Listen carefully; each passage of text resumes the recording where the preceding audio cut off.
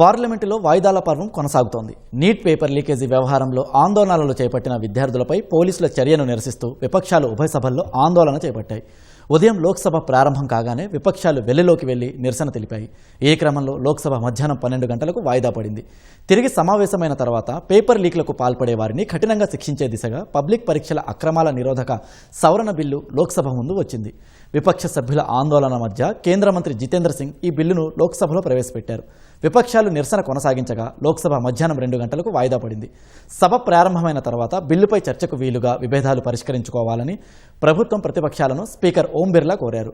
ఈ క్రమంలోనే లోక్సభను సాయంత్రం 5 గంటల వరకు వాయిదా వేశారు. తిరిగి సమావేశమైన తర్వాత మాట్లాడిన పార్లమెంటరీ వ్యవహారాల శాఖ మంత్రి కిరణ్ రిజిజు బిల్లుపై చర్చించేందుకు తగిన సమయం కేటాయించినప్పటికీ ప్రతిపక్షాలు మాత్రం చర్చ జరగనివ్వకుండా పదే పదే అడ్డుకుంటున్నాయని మండిపడ్డారు. విపక్షాలు నిరసన కొనసాగించగా లోక్సభను మంగళవారానికి వాయిదా వేశారు. అటు రాజ్యసభలోనూ ఇదే పరిస్థితి నెలకొంది.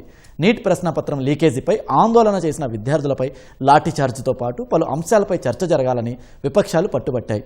విపక్షాల నిరసనల మధ్య సభ 3 సార్లు వాయిదా పడింది. తిరిగి సమావేశమైన పరిస్థితిలో మార్పు లేకపోవడం వల్ల మధ్యాహ్నం 3 గంటలకు, తర్వాత 5 గంటల 15 నిమిషాలకు వాయిదా పడింది. చివరకు రాజ్యసభ రేపటికి వాయిదా పడింది.